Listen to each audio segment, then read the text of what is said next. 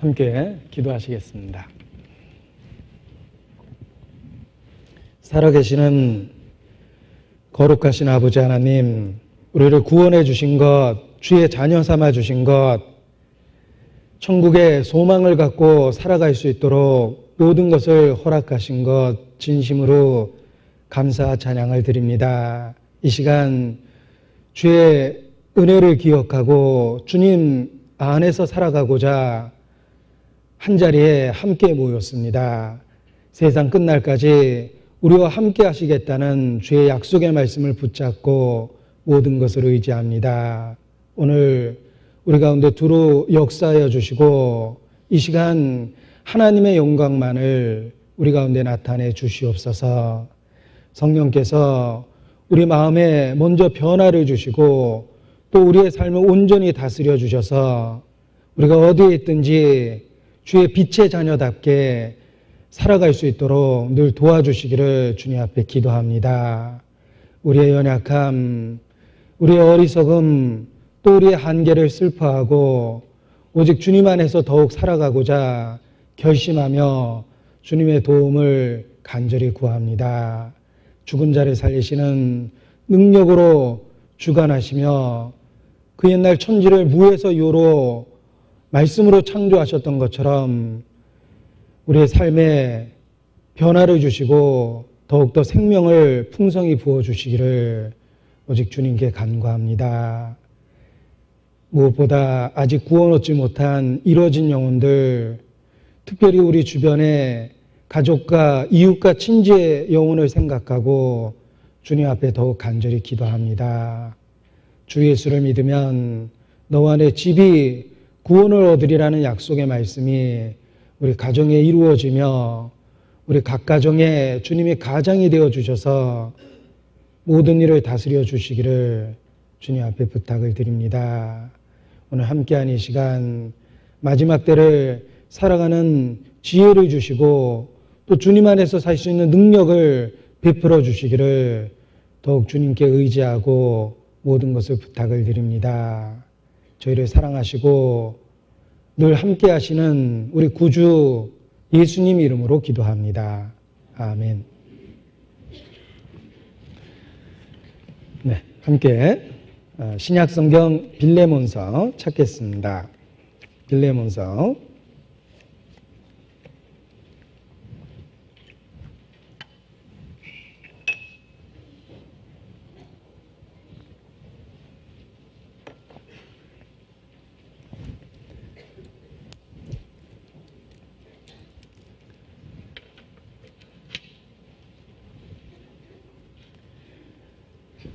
성경을 읽을 때 개인적인 적용을 직접 하면 더 큰 교훈을 얻을 수 있습니다. 이 빌레몬서도 함께 읽을 텐데 빌레몬서를 읽을 때 자기 자신에게 곧 개인에게 직접 주신 그 편지라고 생각하고 읽어보면 더 큰 교훈이 되고 우리의 삶에 더 큰 영향력을 주게 됩니다. 만일 방송을 듣는데 아무 생각 없이 그저 무심결에 방송을 들었습니다. 그런데 그 흘러나오는 내용 중에 예를 들면 인도권에 사는 서도석 씨에게 전하는 글입니다. 뭐 이렇게 직접적으로 내 이름이 거론된다면 갑자기 집중력이 생길 겁니다. 성경이 그렇습니다. 다른 사람 이야기처럼 읽으면 아무런 그 의미 없이 마음에 지나갑니다. 그러나 바로 내 자신에게 주신 말씀이다. 이렇게 생각해 보면 개인적 적용도 되고 더 큰 교훈을 얻을 수가 있습니다. 따라서 빌레몬이라는 개인에게 준 이 서신서가 오늘 시간과 시대를 초월해서 우리 개인에게 준 말씀이라고 생각하며 1절부터 끝절까지 제가 한 절 읽고 또 다 같이 읽고 하셔서 함께 읽도록 하겠습니다. 제가 먼저 읽겠습니다.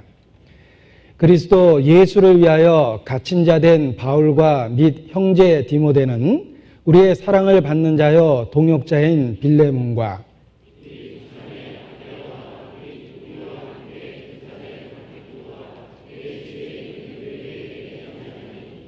하나님 우리 아버지와 주 예수 그리스도로 쫓아 은혜와 평강이 너희에게 있을지어다.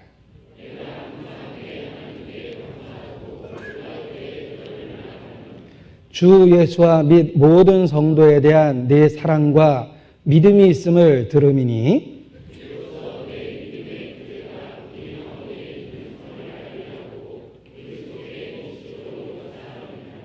형제여, 성도들의 마음이 너로 말미암아 평안함을 얻었으니 내가 너의 사랑으로 많은 기쁨과 위로를 얻었노라.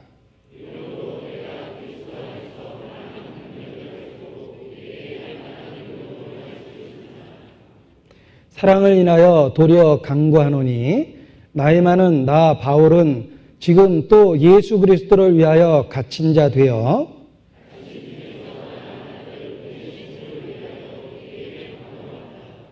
저가 전에는 내게 무익하였으나 이제는 나와 내게 유익함으로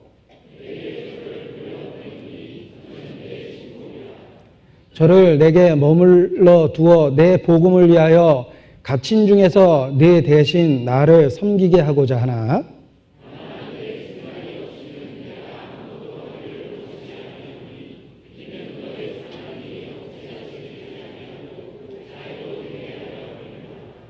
저가 잠시 떠나게 된 것은 이를 인하여 저를 영원히 두게 함이니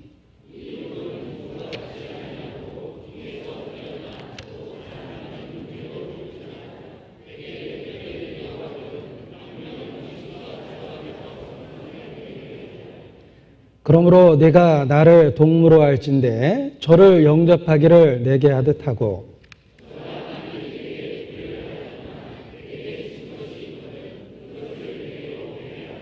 다 바울이 친필로 쓰노니 내가 갚으려니와 너는 이 외에 내 자신으로 내게 빚진 것을 내가 말하지 아니하노라.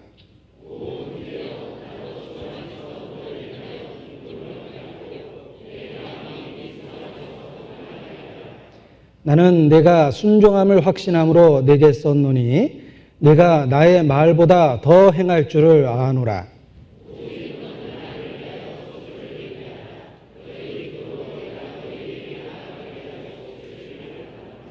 그리스도 예수 안에서 나와 함께 갇힌 자 에바브라와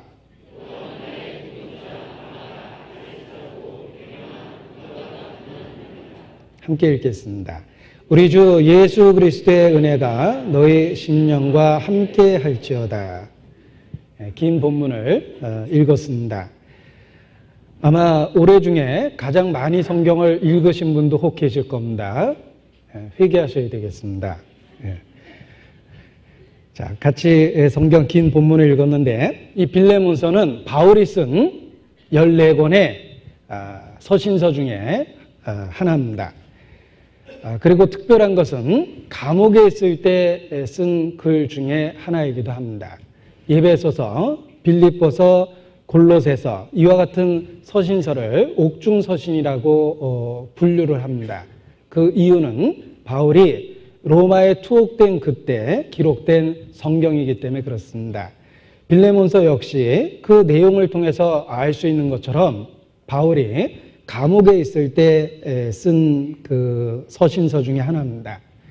감옥이라는 그 어려운 환경이 보통 사람이 감옥에 있다면 틀림없이 그 겪는 어려운 상황과 고통으로 인해서 자기 연민이 가득해질 겁니다.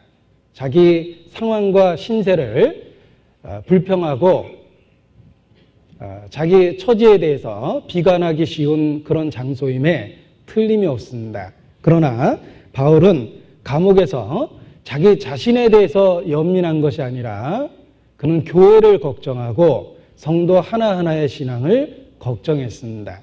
그래서 감옥에서조차도 교회를 돌보는 서신서를 기록했습니다. 이것이 바울 사도의 어떤 그 우리가 본받아야 될 그런 그 특별한 면 중에 하나일 거라고 생각합니다.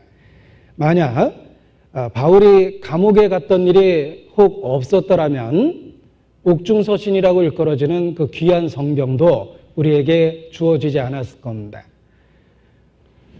감옥이란 특별한 상황은 틀림없이 많은 시간 하나님과 독대, 하나님과 마주대하고 깊은 그 묵상을 가능하게 했던 시간임에 틀림이 없습니다. 바울은 그 외롭고 힘든 시기를 틀림없이 하나님 앞에 부르짖으며 시간을 보냈을 겁니다.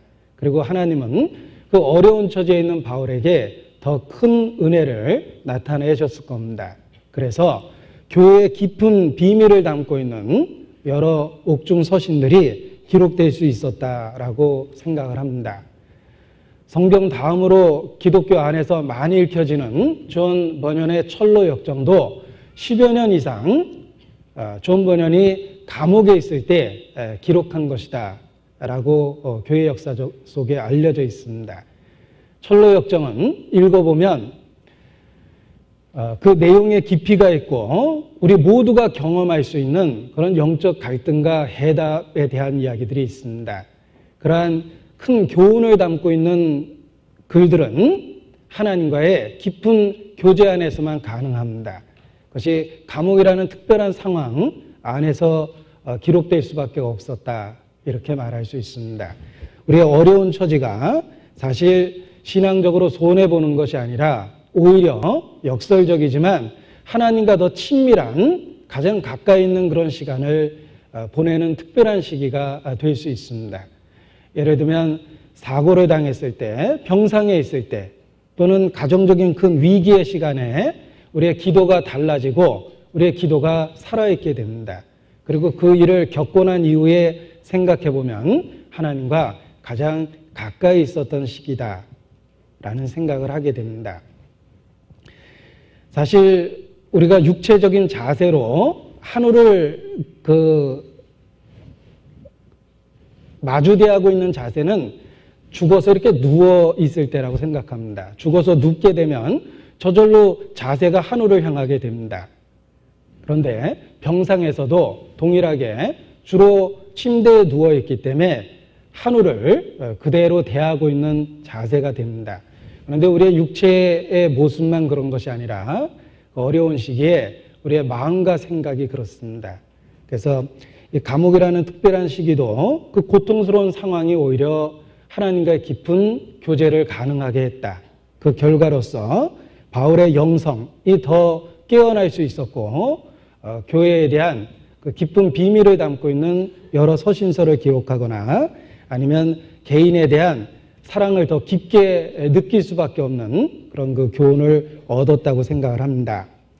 자, 바울이 감옥에 있었다라고 이야기했을 때 중요한 것은 1절에 나온 것처럼 그리스도 예수를 위하여 갇힌 자 되었다라는 표현이 중요합니다. 그냥 갇힌 자 되었다, 죄수가 되었다라는 말은 비관할 수밖에 없는 상황일 겁니다. 갇혀있다라는 것 자체가 고통스럽고 힘든 시기이기 때문에 불쌍하고 그 동정의 대상이 될 수밖에 없습니다. 그러나 바울은 그냥 갇혀있는 것이 아니다라는 걸 분명히 스스로 알고 있었습니다. 그리스도 예수를 위하여 갇힌 자 되었다라는 것을 알고 있었기 때문에 그 고난의 시기에 낙심하지 않을 수 있었습니다. 9절에도 역시 한 번 더 강조하고 있는데 9절 뒷부분에 보면 또 예수 그리스도를 위하여 갇힌 자 되어라고 표현하고 있습니다. 바울은 갇혀있되 그리스도 예수를 위하여 갇혀있기 때문에 오히려 하나님에 대한 그 신뢰를 더 강하게 하고 하나님께 낙심하지 않고 계속해서 찬송을 부를 수 있었다. 이렇게 말씀드릴 수 있습니다. 바울은 여러 차례 분명하게 신앙적 결의를 보입니다. 내가 살든지 죽든지 내 몸 안에서 그리스도가 존귀케 하려 함이니라. 살든지 죽든지라는 그 각오가 서린 표현 속에 감옥에 있든지라는 표현도 들어있다고 생각합니다. 바울은 삶의 존재 목적 그 자체를 이미 하나님께 드렸기 때문에 감옥에 있든 군중 속에 있든 아무런 문제가 없었습니다. 그것이 하나님의 인도하심의 한 과정이라는 걸 확실히 알고 있었기 때문입니다. 그리스도인이 그렇습니다. 그리스도인이 삶의 결단을 내리고 내가 살든지 죽든지 주님 안에서 살겠다라고 라는 분명한 삶의 방향성을 갖는다면 우리가 어떤 일을 겪든지 어떤 상황에 있든지 사실 낙심하지 않고 오히려 더 주님을 의지해서 살 수가 있습니다. 모든 그리스도인의 삶의 목표는 동일합니다. 성경은 우리 모두에게 동일한 삶의 목표를 주었습니다. 우리 중에 누구든지 자기를 위하여 사는 자가 없고 자기를 위하여 죽는 자도 없도다. 우리가 사나 죽으나 다 주의 것이로다. 성경은 선포합니다. 우리 중에 특별한 사람이 아니라 예수 그리스도를 통해 구원 얻는 모든 사람에게 주신 말씀입니다. 정말 예수, 그분을 우리의 주와 구주로 믿고 있다면 우리의 삶의 목표는 동일합니다. 우리가 영적으로 유치하고 어려서 아직 그 목표를 못 깨닫고 있다 하더라도 분명한 것은 같은 삶의 목표를 갖고 있습니다. 우리가 이 땅에 존재하는 것은 먹든지 마시든지 무엇을 하든지 다 하나님의 영광을 위하여 하라라는 말씀처럼 오직 주님의 영광을 위하여 존재합니다. 살든지 죽든지 우리도 바울처럼 동일한 존재 목적을 갖고 있습니다. 그것을 분명하게 일깨우면 감옥에 있는 것도 얼마든지 받아들이고 견뎌낼 수 있습니다. 그 살든지 죽든지라는 표현 안에 그 상황도 이미 포함되어 있기 때문입니다. 이러한 삶의 자세가 이 불확실한 세상에서 무슨 일을 겪든지 신앙을 붙잡고 낙심하지 않을 수 있는 비결이라고 생각합니다. 바울은 죄수의 몸으로 갇혀 있었습니다. 그러나 분명하게 알고 있었습니다. 그리스도 예수를 위하여 갇힌 자 되었다. 그래서 주님을 위해서 살든지 죽든지 하겠다고 결심한 바울은 그 상황조차도 하나님께 영광을 드리며 시간을 보낼 수가 있었던 겁니다. 얼핏 생각하면 바울과 같은 유능한 일꾼이 오랫동안 감옥에 갇혀 있었다는 게 이해가 안 갑니다. 그 시간에 활동을 했다면 더 많은 사람들에게 힘있게 복음을 전했을 텐데 라는 생각을 할 수도 있습니다. 그러나 하나님은 바울이 수없이 많은 군중들에게 복음을 전하거나 아니면 감옥에서 단 둘이 하나님과 대화를 나누고 있거나 동일하게 바울을 그 사랑 가운데 인도하셨다 이렇게 말할 수 있습니다. 하나님은 계속해서 바울을 통해서 자신의 목적을 이루고 있었습니다. 우리 개인에게도 마찬가지일 겁니다. 우리가 꼭 외적으로 크게 쓰임을 받는 현장에 있기 때문에 주님을 위해서 사는 것은 아닐 겁니다. 아무런 외적 활동을 할 수 없는 규제된 상태라 하더라도 주님을 향한 열망이 있고 삶에 대한 목표가 확실하면 하나님은 그 시기도 귀하게 쓰고 있는 것임에 틀림이 없습니다. 하나님이 우리를 쓰시는 방법이 달라졌을 뿐입니다. 바울에게도 그렇습니다. 바울이 감옥에 있었던 시기는 결코 버림받은 시기도 아니었고 허송세월한 시기도 아니었습니다. 여전히 하나님은 바울을 통해서 일하고 계셨습니다. 바울은 자신이 감옥에 갇힌 것이 쇠사슬에 매인 사신이 되었다라는 표현을 썼습니다. 그것은 비록 외적으로는 죄수의 몸을 갖고 있지만 하나님의 사신으로서 자신의 일을 지금 수행하고 있는 것이라는 것을 분명히 알고 있었기 때문입니다. 그래서 감옥에서도 오히려 바깥에 있는 성도들을 위로하는 글을 쓸 수 있는 그런 마음을 갖게 되었다고 생각을 합니다. 바울은 말합니다. 나의 당한 일이 도리어 복음의 진보가 된 것을 너희가 알기를 원하노라. 바울은 감옥에 갇혀 있었지만 외적 활동이 중단된 상태에 있었지만 또 얼핏 죄수의 몸으로 인간적인 불명예를 갖고 있었지만 자신의 현재 상황이 복음의 진보가 되고 있다는 것을 분명하게 인식하고 있었습니다. 그래서 감옥에서도 당당하게 갇힌 자 된 나 바울이라고 표현을 했습니다. 그리고 그 분명한 이유를 그리스도 예수를 위하여 갇힌 자 된 바울이라고 이렇게 표현할 수 있었습니다. 빌레몬서 1장 1절입니다. 그리스도 예수를 위하여 갇힌 자 된 바울과 및 형제 디모데는 우리의 사랑을 받는 동역자인 빌레몬과, 이 빌레몬서는 바울과 및 형제 디모데는 이라는 표현으로 시작되고 있습니다. 이 바울의 사역의 특징 중에 하나가 동역자들이 늘 함께 있었다는 것입니다. 바울이 놀라운 그 주의 역사에 참여될 수 있었던 이유 중에 하나가 바로 신실한 동역자들이 많이 있었던 겁니다. 구약시대에 다윗이라는 믿음의 인물에게도 다윗의 용사들이 많이 있었습니다. 그래서 다윗의 왕국이 세워질 수 있는 기초가 되었습니다. 하나님은 슈퍼맨 같은 단 한 사람을 통해서 역사하시는 것이 아니라 바로 팀워크를 통해서 역사하신다, 이렇게 말할 수 있습니다. 그 수없이 많은 신실한 동역자가 바울을 바울 될 수 있도록 만들어 주었다라고 생각을 합니다. 이 빌레몬서를 기록할 때에도 디모데라는 신실한 일꾼 동역자가 함께 있었습니다. 그래서 바울은 그 동역자를 분명하게 밝히고 있습니다. 바울과 형제 디모데는. 자, 그런데 이 바울이라는 그 큰 인물 다음에 자신의 이름이 기록된다는 것은 대단한 영광임에 틀림이 없습니다. 바울과 및 형제 디모데는 이라고 얘기했을 때 그 디모데의 이름이 더욱 돋보이는 것은 바울이라는 큰 일꾼의 이름 덕분이라고 생각을 합니다. 그런데 우리가 교회 일에 참여하고 교회 역사에 함께할 때 바로 그 다음에 우리의 이름도 쓸 수 있는 놀라운 영광을 얻을 수 있다, 이렇게 말할 수도 있습니다. 왜냐하면 이 바울과 디모데는 교회를 세우는 일에 참여되어 있습니다. 사도와 선지자들을 기초로 해서 교회가 건물처럼 세워지고 있습니다. 바울과 디모데는 그 교회의 기초를 마련한 초대교회의 인물들입니다.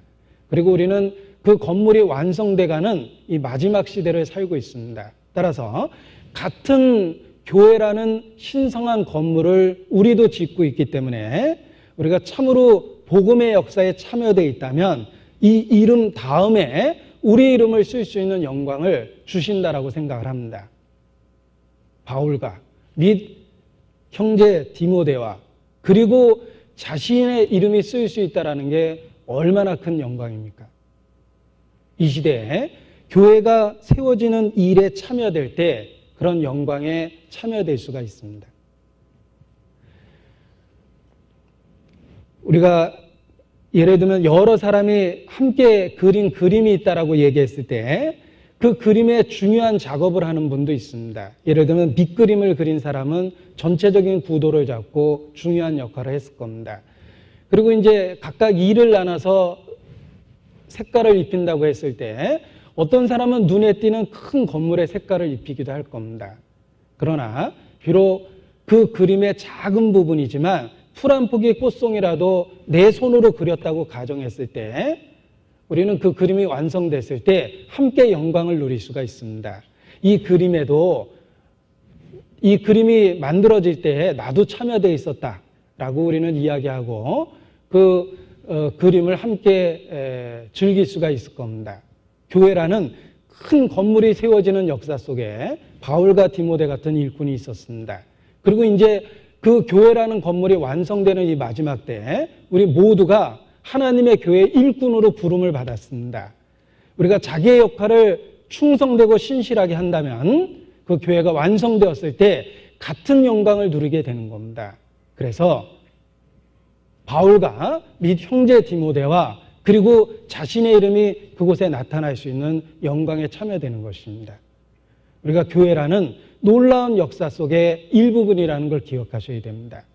혹시 나로 인해서 그 건물에 오점이 생기거나 그 건물에 문제거리가 되면 안 되는 겁니다. 우리가 같은 놀라운 주의 역사에 참여되어 있기 때문에 앞서간 믿음의 선진의 이름에 함께 기록될 수 있는 영광된 자리로 부름을 받았다, 이렇게 말할 수 있습니다. 우리의 이름이 그곳에 성공적으로 남겨질 수 있느냐 여부는 바로 우리가 어떤 삶을 선택하느냐에 의해서 결정되는 거다. 이렇게 말씀드릴 수 있습니다.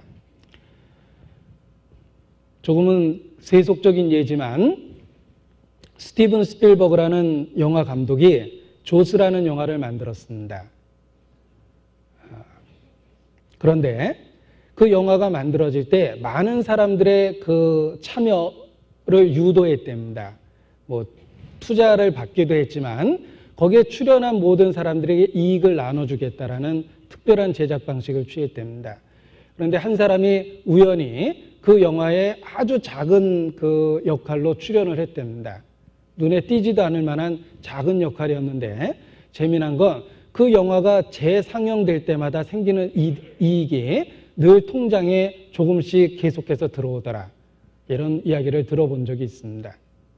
지금도 간혹 그 오래전에 만들어진 영화가 TV에 나올 때도 있습니다.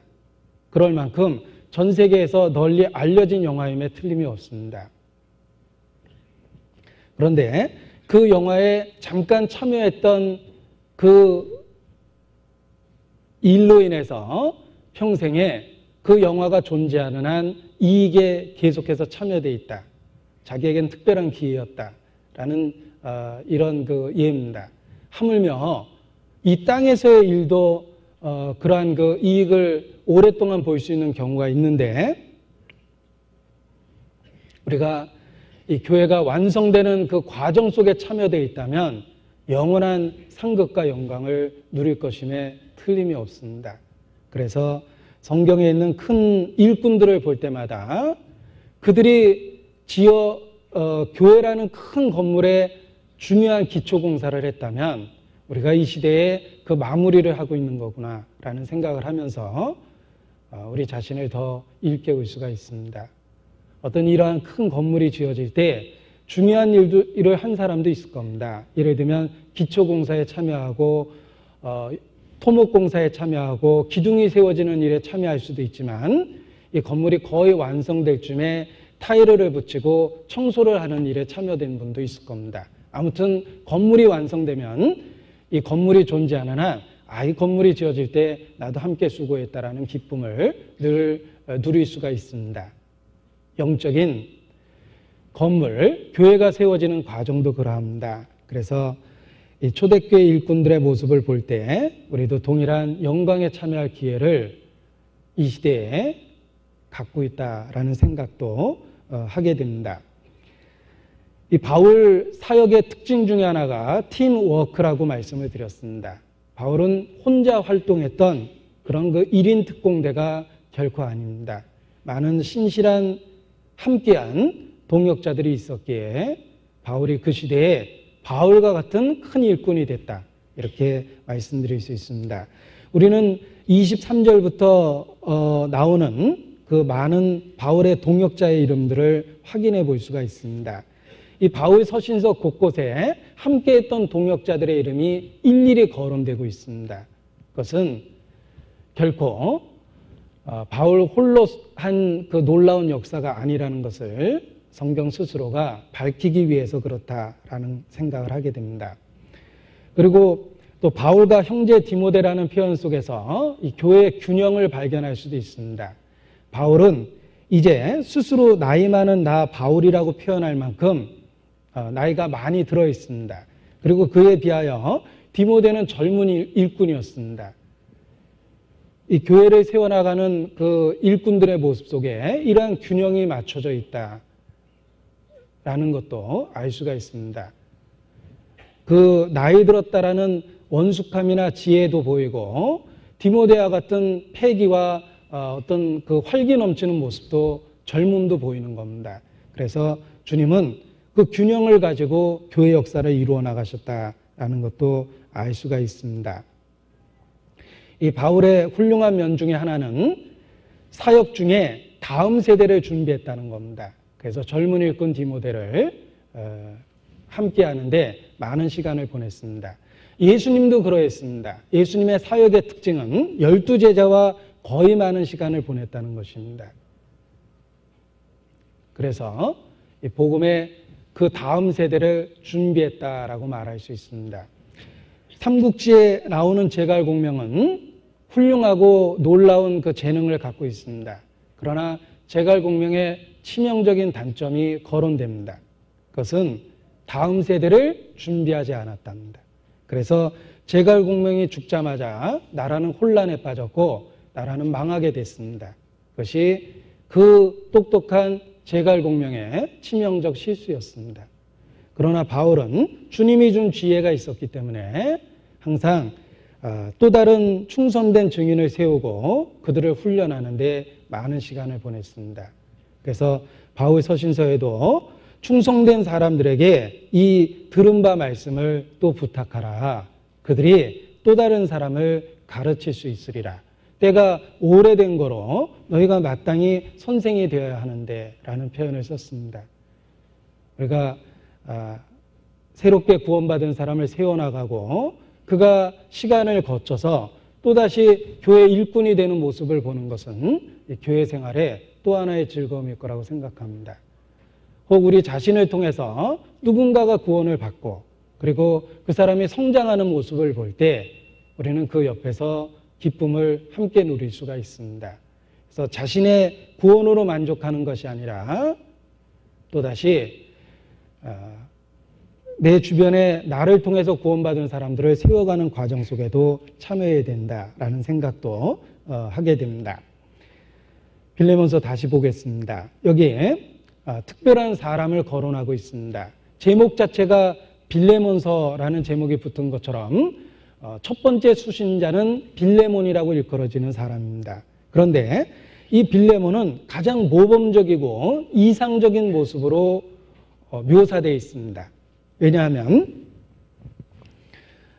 본문을 분석해 보면 빌레몬 자신이 먼저 교회의 사랑을 받는 자요 바울의 동역자라고 불리우고 있습니다. 사랑을 받을 만큼 충성되고 신실한 일꾼입니다. 바울의 일에 적극 참여되어 있는 동역자입니다. 뿐만 아니라 자매 아비아와 그랬는데 자매된 아내를 두고 있습니다. 그리고 우리와 함께 군사된 아키포라고 되어 있는데 교회의 큰 일꾼이 된 자녀도 두고 있습니다. 가장 이상적인 가정의 모습을 갖고 있습니다. 교회의 역사는 빌레몬과 아비아, 그러니까 아비아는 빌레몬의 아내이며 아키포는 빌레몬과 아비아의 그 아들이다 이렇게 교회 역사 속에 전해져 옵니다. 그래서 그 한 집안의 이름을 거론했다라고 말할 수 있는데 온 집안 식구가 다 구원을 받았을 뿐만 아니라 그 자녀는 교회의 일꾼이 되어 있습니다. 중요한 직분을 맡은 그 일꾼입니다. 그래서 우리와 함께 군사된 아키포라는 표현을 썼고 또 골로새서에 보면 이 아키포에 대한 특별한 언급을 하기도 했습니다. 가장 이상적인 그리스도인의 가정의 모습입니다. 신실한 남편, 그리고 구원받은 아내, 그리고 일꾼된 자녀, 그리고 더더욱 이상적인 것은 그 가정이 개방되어 있었고 그 집이 공개되어 있었다는 겁니다. 그래서 회중의 모임 장소로 쓰였습니다. 내 집에 있는 교회에게 편지한다. 집에 있는 교회란 그 집에서 교회라는 구원받은 사람들의 모임이 있었다는 뜻입니다. 우리가 가정을 개방해 보면 여러 가지 가정적인 어려움이 있습니다. 사생활이 공개되고 또 집안의 여러 가지 물건의 그 파손이라든지 그런 그 문제들이 생깁니다. 그러나 그러한 희생을 기꺼이 기쁨으로 감사하고 이 빌레몬은 자기의 집을 일상적인 그 모임 장소로 공개하고 있습니다. 그래서 가장 모범적인 가정의 형태를 이루고 있다 이렇게 말할 수 있습니다. 그리고 계속 읽어보면 빌레몬은 다른 성도에게 위로가 되는 많은 일들을 합니다. 그리고 성도에 대한 사랑을 많이 보인 것으로도 주변에 알려져 있습니다. 바울이 기꺼이 빌레몬에게 호의를 구할 만큼 호의를 구하고 어떤 부탁을 쉽게 할 만큼 또 마음이 넉넉하고 관용적인 사람이었습니다. 이 빌레몬은 가장 이상적인 그런 헌신된 그리스도인의 모습으로 나타나고 있습니다. 그래서 하나님은 그것을 귀하게 여기시고 그의 이름으로 기록된 이 특별한 성경을 남겨두셨다라고 생각을 합니다. 초대교회의 그 놀라운 복음의 역사가 개인의 가정을 개방함으로 이루어졌다, 이렇게 말할 수 있습니다. 우리는 기억합니다. 예루살렘에서는 자기의 집을 개방한 120여 명 이상의 성도들이 모여 있을 만큼 자기의 그 집을 개방했던 마가의 다락방, 초대교회 예루살렘의 성도들의 모임 장소였습니다. 예루살렘에는 마가의 집에 있었고, 빌립보 지역에는 자주장사 루디아가 자기의 집을 개방했습니다. 그리고 라우디게아에서는 눈바와 그 여자에 있는 집, 눈바와 그 여자의 집에 있는 교회라는 표현을 통해서 눈바라는 여자가 자기의 집을 교회 모임 장소로 개방했다는 것을 또 알 수가 있습니다. 이와 같이 초대교회에 많은 헌신된 성도들이 자기의 집을 개방했기 때문에 복음의 역사가 더 활발히 일어날 수 있었다, 이렇게 말할 수 있습니다. 그 초대교회 역사가 사실은 우리 교회 역사 속에서도 동일하게 나타났습니다. 저희 교회 초기부터 모임 장소가 있었던 건 아닙니다. 처음에는 가정에서의 모임들이 많았습니다. 그래서 제가 처음에 설교 다녔을 때에도 가정적인 모임에 많이 다녔습니다.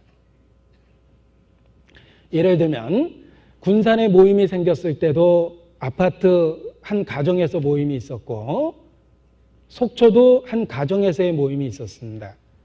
그리고 동해도 역시 한 가정이 자신의 집을 개방했고, 매주 일요일 날 그곳에서 많은 성도들이 모여서 모임을 시작을 했습니다. 이 복음은 이와 같이 자신의 가정을 개방하고 희생하는 가운데 더 활발하게 역사한다라고 말할 수 있습니다. 지금도 그렇습니다. 우리가 복음이 전해지는 그 놀라운 역사를 위해서 자신의 사생활에 어떤 그 문제가 생긴다 하더라도 그 모든 희생을 기쁨으로 감사하고 가정을 개방하는 것이 필요합니다. 바로 그러한 때 그 사람이 이 시대의 빌레몬이 될 겁니다.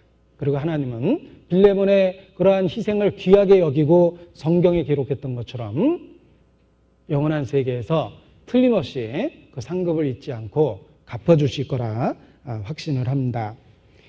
이 빌레몬은 여러 가지 헌신적인 모습을 갖고 있고, 그리고 그의 사랑과 믿음도 다른 사람에게 본이 될 만큼 좋은 사례를 갖고 있습니다. 자, 5절을 보시겠습니다.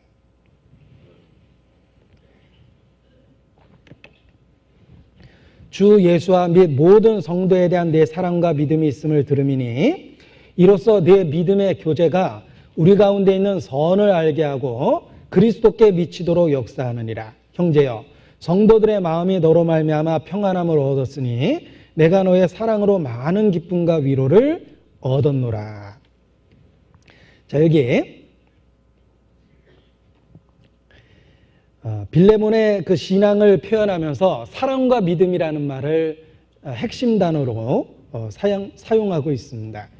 이 빌레몬의 믿음이 외적으로 보이도록 역사되는 것이 바로 사랑이라고 말할 수 있습니다. 보이지 않는 하나님에 대한 믿음은 항상 우리의 외적으로 사랑이라는 형태로 표현되게 되어 있습니다. 그래서 사랑과 믿음이라는 말은 분리될 수 없다라고 생각을 합니다. 왜냐하면 믿음은 원인이 되고 사랑은 결과가 되기 때문에 그렇습니다. 빌레몬은 신실한 참된 믿음이 있었기 때문에 성도들에 대한 사랑이 외적으로 보여질 정도로 헌신적이었던 겁니다. 그의 믿음의 신실함이, 참됨이 그 외적인 성도에 대한 사랑으로 표현되고 있다는 것도 알 수가 있습니다. 자, 빌레몬서는 본문이기 때문에 표시하고 갈라디아서를 보겠습니다. 갈라디아서 5장 6절입니다.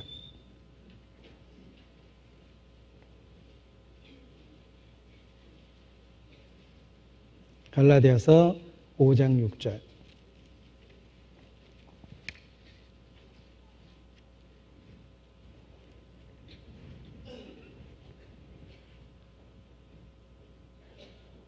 같이 읽겠습니다.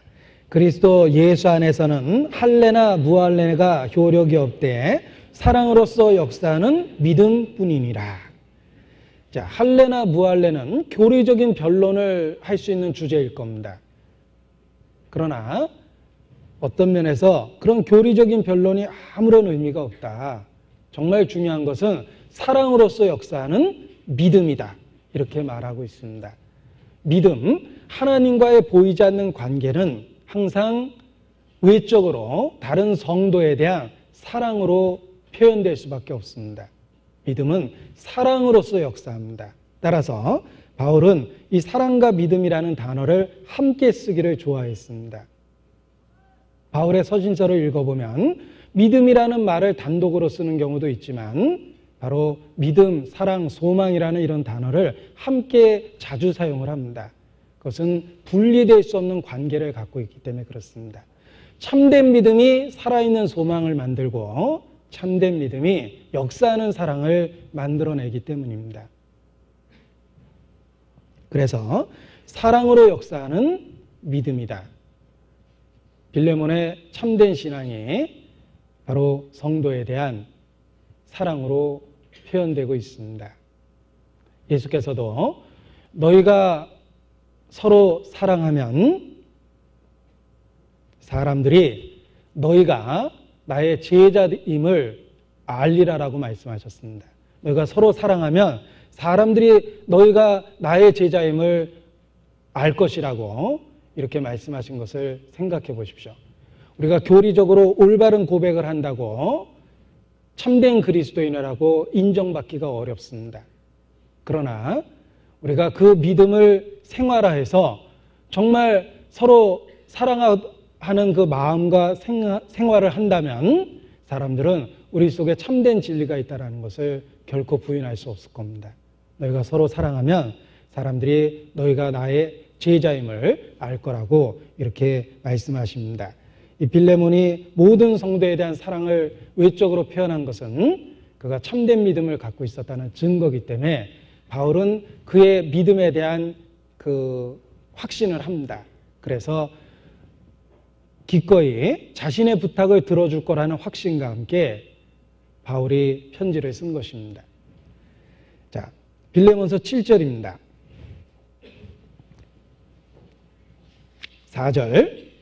4절부터 봅니다. 빌레몬서 4절. 내가 항상 내 하나님께 감사하고.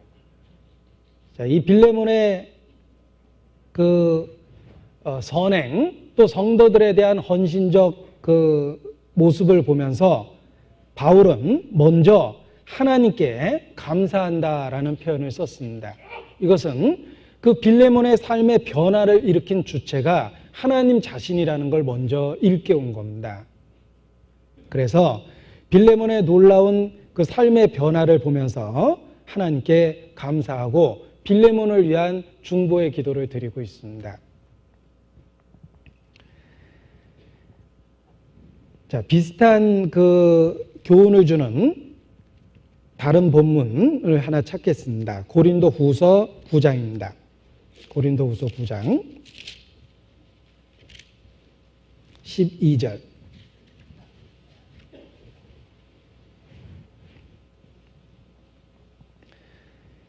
자, 이 고린도 후서 9장에는 가난한 성도를 도와주는 연보에 대한 이야기를 하고 있습니다. 그런데 연보를 하는 사람도 하나님께 은혜를 받은 결과로 연보를 하게 됐다 해서 하나님께 감사하고 그 가난한 사람을 위한 연보의 실질적인 혜택을 입는 가난한 사람들도 그 혜택을 받으면서 먼저 그러한 그 도움을 허락하신 하나님께 감사하고 있습니다. 자, 이것은 세상적인 그 경우하고 많이 대조되는 거라고 생각합니다. 세상에서도 선행이 있습니다. 그런데 세상에서 일어나는 선행을 베푸는 사람은 자기 이름을 높이고 자기 영광을 나타냅니다. 그리고 그 도움을 받는 사람들도 그 사람에게 도움을 주고 그 사람을 높이게 돼 있죠. 그러나 교회 안에서 일어나는 선행에 대해서는 그 선행의 근본적 원인이 되고 있는 하나님에 대한 감사를 먼저 했다라는 겁니다.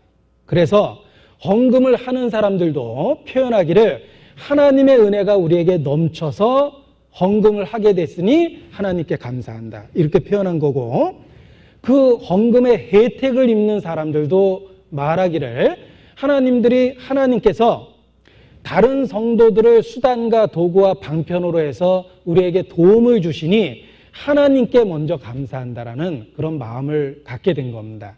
그래서 우리 안에 일어나는 모든 선행의 근거가 하나님 자신이라는 것을 분명히 밝히고 있습니다. 바울도 빌레몬의 선행과 희생을 칭찬하고 있습니다. 그러나 먼저 그러한 선행을 가능하게 하신 하나님께 감사를 드리고 있는 겁니다. 자, 이 12절부터 나타나 있는 그 개념도 그러한 교훈을 담고 있습니다. 제가 읽겠습니다.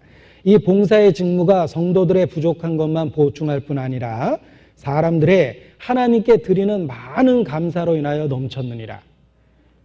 헌금을 한 사람들도 하나님에 대한 감사로 넘치게 헌금할 수가 있었던 겁니다.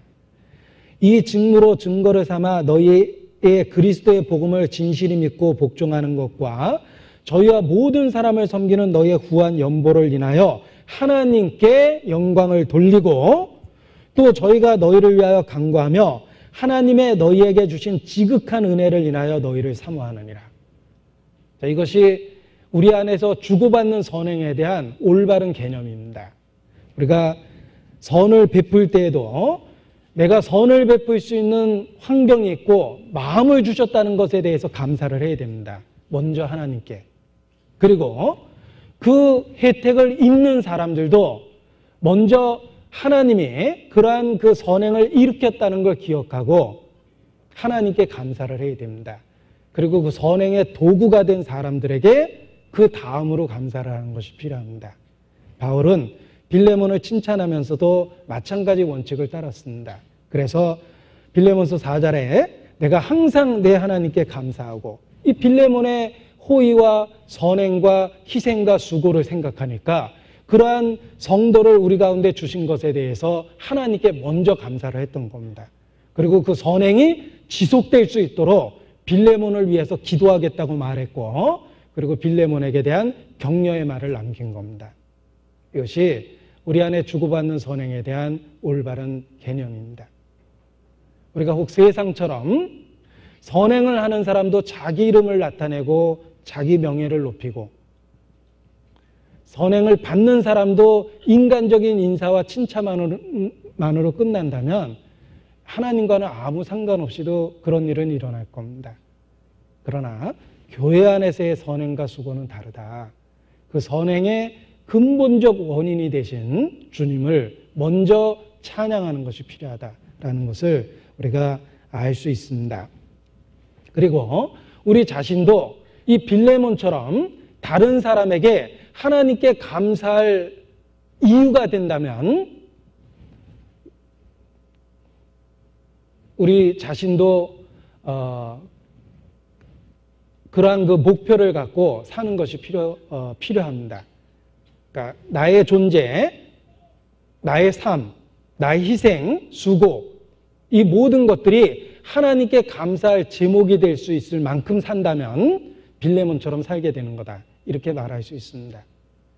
다른 사람에게 문제와 시험과 슬픔과 연단거리를 주는 것이 아니라 다른 사람에게 기쁨을 주고 위로가 되고 격려가 되고 도움이 되고 그러한 지체로서 살아간다면 그 사람의 존재로 인하여 성도들이 하나님께 감사하게 될 거라는 겁니다. 그래서 빌레몬이 그러했습니다. 빌레몬은 빌레몬의 존재로 인해서 하나님께 감사를 드릴 수 있었습니다. 마찬가지로 우리가 빌레몬처럼 우리의 존재가 하나님께 감사를 드릴 만한 이유가 되어야 된다라는 생각도 할 수 있습니다. 그래서 빌레몬이 이상적인 모범적 성도의 모습으로 제시되어 있기도 하며 우리가 마땅히 추구해야 될 삶의 본이 되기도 본이 되는 것이다. 이렇게 말할 수 있습니다. 그리고 이러한 빌레몬의 삶의 모습이 바울에게 큰 기쁨과 위로가 되었습니다. 보십시오. 7절 뒷부분에 보면 내가 너의 사랑으로 많은 기쁨과 위로를 얻었노라. 빌레몬의 삶 자체가 바울에게 기쁨과 위로가 되었습니다. 이것은 빌레몬과 같은 삶의 모습이 주님에게 큰 기쁨과 위로가 될 거라는 것을 우리에게 보여주는 겁니다. 바울의 마음이 곧 주님의 마음을 대변하고 있습니다. 따라서 빌레몬과 같은 삶의 모습을 가질 때 우리가 천상에 있는 주님에게 큰 기쁨과 위로를 드리는 것이다. 이렇게 말할 수 있습니다. 우리의 올바른 신앙생활이 주님에게 큰 기쁨과 위로를 드리고 있다는 걸 기억하면 우리가 더욱더 선을 계속해서 할 수 있는 그런 그 격려를 갖게 됩니다.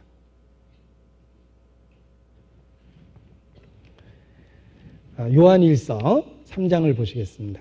요한일서 3장.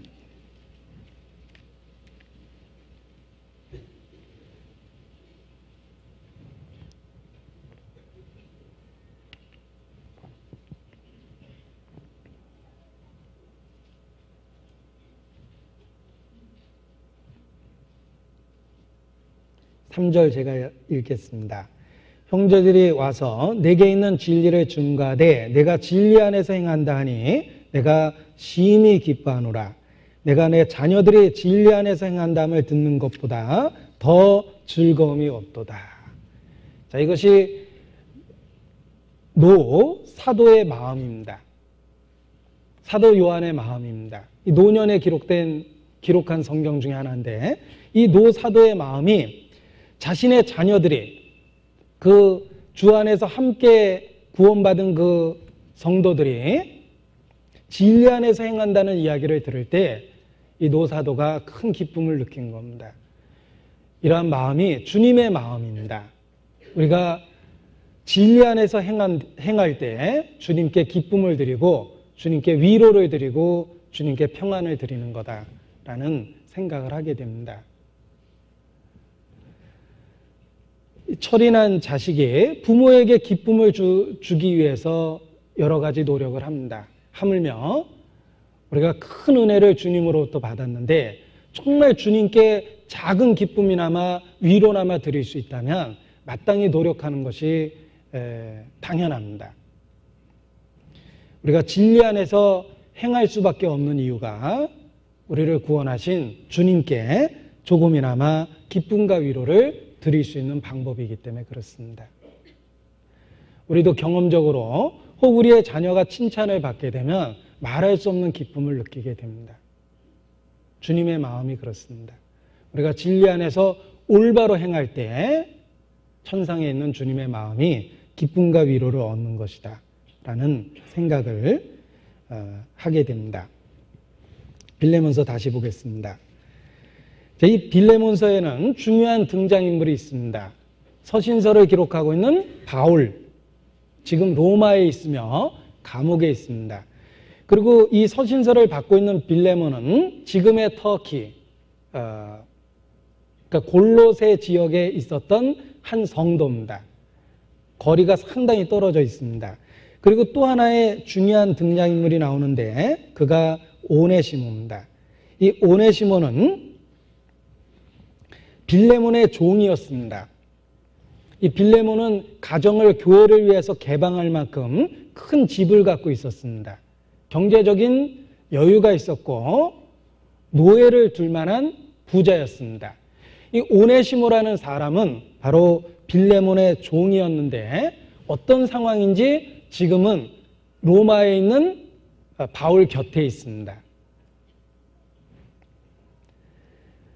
이 빌레몬서를 이해할 수 있는 상황이 골로새서를 통해서도 이해할 수가 있습니다. 왜냐하면 골로새서의 내용과 그 상황이 빌레몬서와 연결되어 있기 때문에 그렇습니다. 골로새서를 잠깐 보겠습니다. 골로새서 4장. 자, 이 골로새에게 준 편지는 두기고라는 사람에 의해서 전달되었습니다. 그래서 4장 7절에 보면 무기고가 아니고 두기고입니다. 두기고가 내 사정을 다 너에게 알게 하리니 그는 사랑을 받는 형제요 신실한 일꾼이요 주 안에서 함께 된 종이라. 그러니까 두기고를 통해서 골로새에게 있는 교회에 편지를 쓴 겁니다. 그런데 혼자 보낸 게 아니라 9절에 보면 신실하고 사랑을 받는 형제 오네시모를 함께 보내노니 그는 너희에게서 온 사람이라. 골로새 출신이었습니다. 그래서 골로새 출신인 오네시모와 두기고를 함께 골로새 지역으로 보내고 있습니다. 그때 갖고 간 성경이 골로새서와 빌레몬서다 이렇게 말할 수 있습니다. 그런데 여기 오네시모를 신실하고 사랑을 받는 형제다 이렇게 표현하고 있습니다. 그리고 같은 상황이라는 걸 어떻게 알 수 있냐면 골로새서 4장 14절부터 거론되어 있는 그 동역자들의 이름이 있습니다. 그런데 그 동역자들의 이름, 예를 들면 12절에 나오는 에바브라, 14절에 나오는 누가와 데마, 이런 그 동역자들의 이름이 이 빌레몬서와 일치하기 때문에 같은 상황 속에서 기록된 것이다 이렇게 확인해 볼 수가 있습니다. 그런데 이 빌레몬서의 중요한 등장인물로 나타나고 있는 바울, 그리고 빌레몬, 그리고 오네시모 이 세 사람과의 관계에 숨겨진 드라마가 있습니다. 자, 숨겨진 드라마라는 것은 이제 본문을 반복해서 읽다 보면은 그 상황을 이해할 수 있게 됩니다. 자, 바울은 로마에 있고 감옥에 있죠. 빌레몬은 멀리 소아시아 터키 쪽에 골로새에 있습니다. 그런데 빌레몬의 종이었던 오네시모가 로마에 있는 바울 곁에 있는데 바울이 오네시모를 어떻게 만났는지가 써 있습니다. 어떻게 만났냐면 10절에 보면 갇힌 중에서 낳은 아들 오네시모라고 되어 있습니다. 갇힌 중에서 낳은 아들 오네시모라고 되어 있기 때문에 이 로마 감옥에 갇혀 있을 때 오네시모를 만난 겁니다. 그리고 이 오네시모는 빌레몬이라는 주인의 종이었는데 그 종이었는데 빌레몬에게 큰 피해를 끼친 사람입니다. 그래서 11절에 보면 저가 전에는 내게 무익하였으나 종이었지만 큰 문제거리였습니다.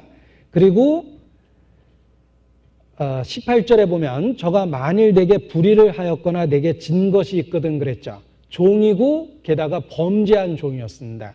불의를 행하고 진 빚이 있었다. 그러니까 주인에게 큰 손해를 끼친 그 종이라는 것을 알 수가 있습니다.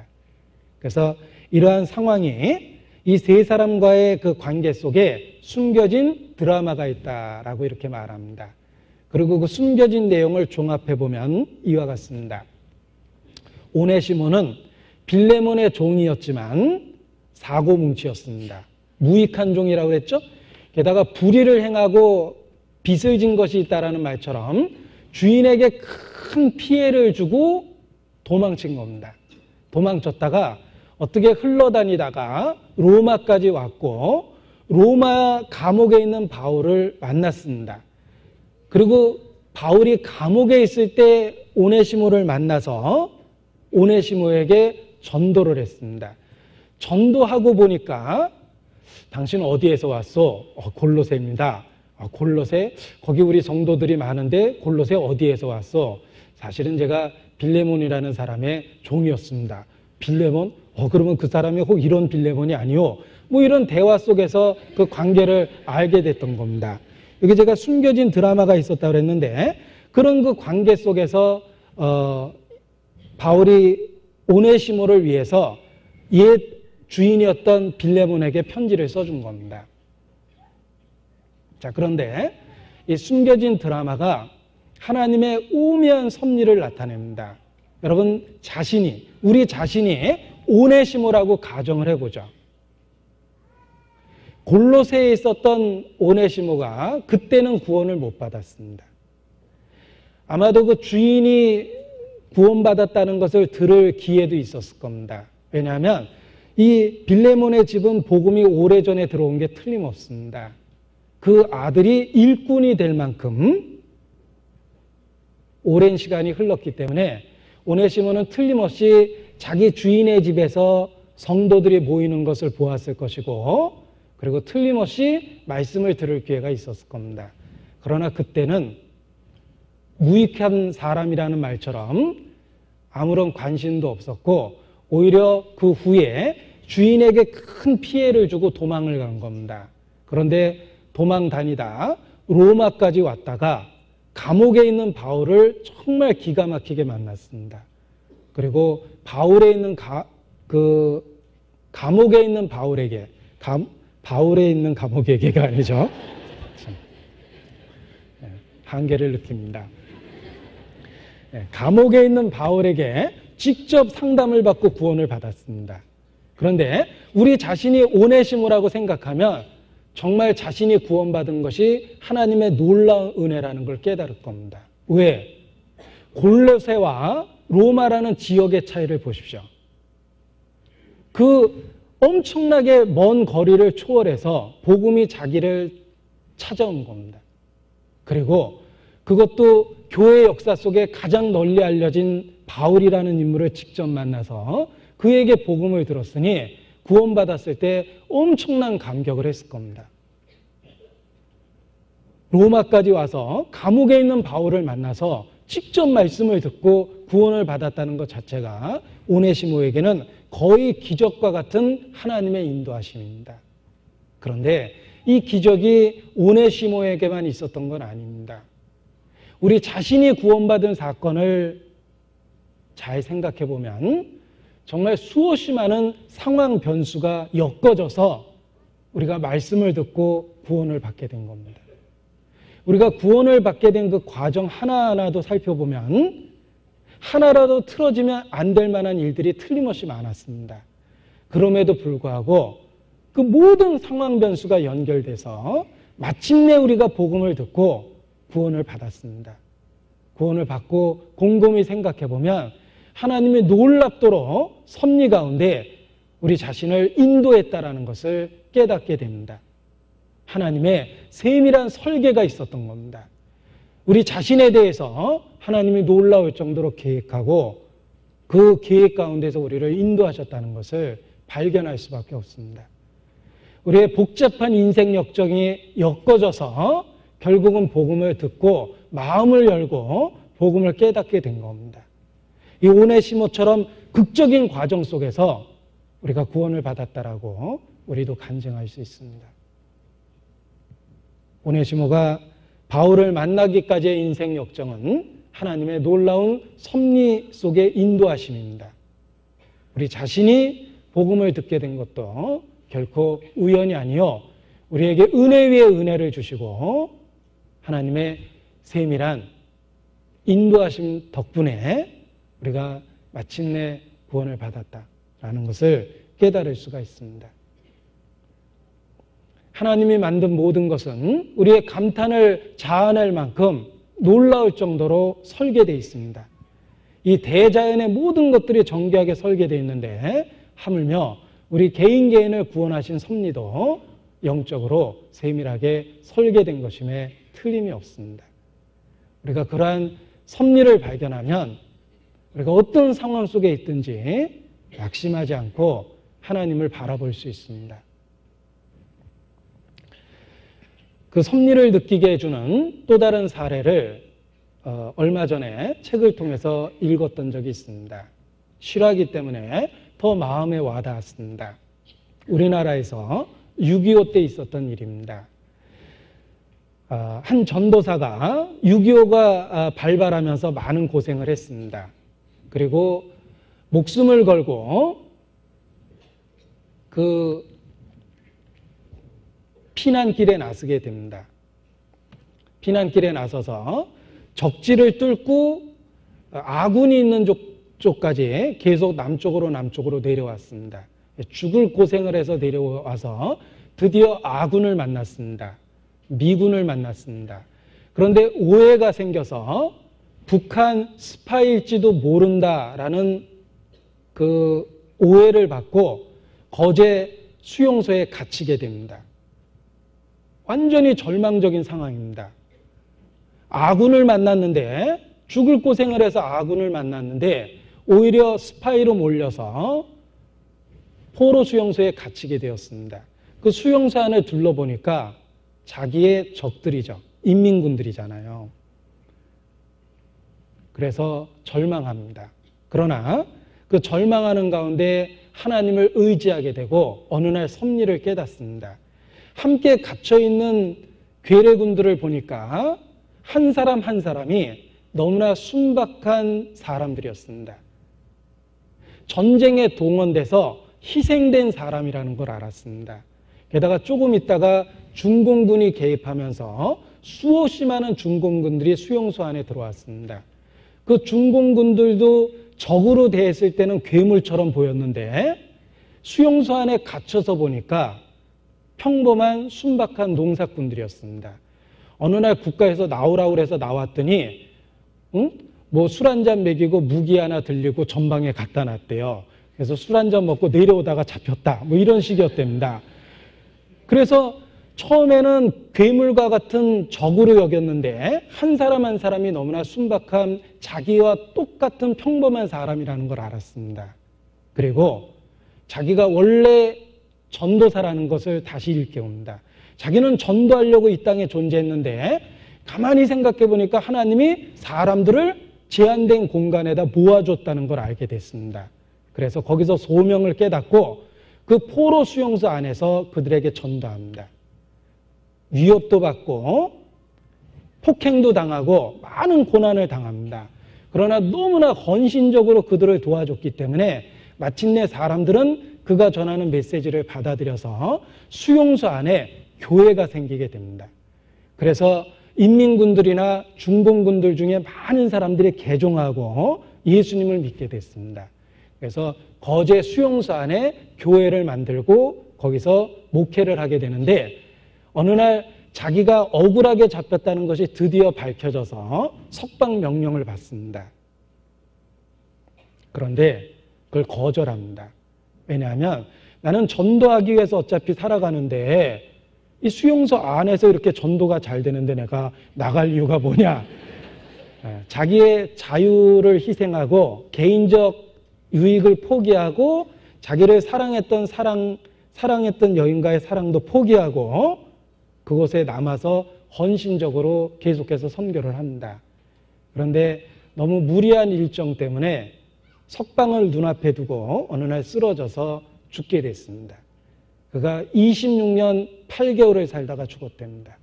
그런데 그분의 생애가 편지로서 지인들에 의해서 알려졌고 많은 사람들에게 회자되었습니다. 제가 그분 생애에 대한 그 실화적인 기록을 보면서 마음에 큰 감동을 받았습니다. 분명히 억울한 일을 당했습니다. 전쟁 때 많은 고난을 당한 것도 억울한데 오히려 적으로 몰려서 수용소에 갇힌 절박한 상황이고 억울한 상황이었지만 그런 하나님 안에서 그걸 받아들이게 되니까 정말 누구보다도 더 가치 있고 의미 있는 그런 놀라운 삶을 살다가 일생을 마치게 됩니다. 그래서 마음에 지워지지 않는 큰 교훈으로 남게 되었습니다. 그런데 이런 놀라운 그 극적 드라마가 그 사람에게만 있는 것도 아니고 오네시모에게만 있는 것도 아닙니다. 우리 자신의 삶의 드라마도 기도하는 가운데 잘 생각해 보면 하나님의 정교한 인도하심이 있었습니다. 그래서 내가 갖고 있는 모든 삶의 상황에 대해서 오히려 하나님께 감사하게 되는 겁니다. 불행처럼 보이고 슬픔처럼 보이고 열등감을 만들어내는 어두운 것들이 있지도 모르지만 분명한 것은 그것이 모여서 내가 주님을 만나는데 큰 도움이 됐다는 것입니다. 이 숨겨진 드라마는 바로 우리 개인의 드라마이기도 합니다. 우리는 그 오묘한 인도하심 속에서 결국은 주님을 만났습니다. 내 인생이 아무리 복잡하고 꼬였다 하더라도 결론은 지금 예수 그리스도 안에 있습니다. 그것으로 인해서 우리는 하나님의 자비로운 인도하심 손길을 인정하고 찬양을 드릴 수 있게 됩니다. 자, 계속해서 본문을 보겠습니다. 빌레몬서 9절 뒷부분입니다. 예수 그리스도를 위하여 갇힌 자 되어 갇힌 중에서 낳은 아들 오네시모를 위하여 내게 간구하노라. 자, 갇힌 중에 낳은 아들이라는 표현이 우리에게 참 의미 있게 보입니다. 바울은 감옥에 갇혀 있었지만 계속해서 복음을 전했습니다. 사실 바울에게서는 감옥에 있으나 외부에 있으나 별 상관이 없었을 겁니다. 어차피 주변을 둘러보면 구원받지 않은 많은 사람들이 있었을 겁니다. 복음을 전하는 건 마찬가지죠. 그래서 바울이 낙심하지 않았다고 생각합니다. 바울은 아무튼 계속해서 복음을 전하고 있습니다. 우리가 복음을 전할 때 환경을 핑계댈 수 없다. 왜? 우리는 사람 속에서 살고 있기 때문에 우리가 어떤 상황이든지 사람을 만나는 것은 틀림없습니다. 그리고 그 사람들은 누구든지 복음을 필요로 하는 사람들입니다. 따라서 우리가 상황을 핑계대서 나는 전도할 기회가 없었다라고 얘기하는 것은 악하고 게으른 종입니다. 우리는 사람 속에 있습니다. 난 직장이 바쁘다. 어디 직장이 토굴 속에 갇혀서 혼자 일하는 건 아니겠죠. 네. 직장이 바쁜 건 사실이겠지만 직장에도 사람은 있습니다.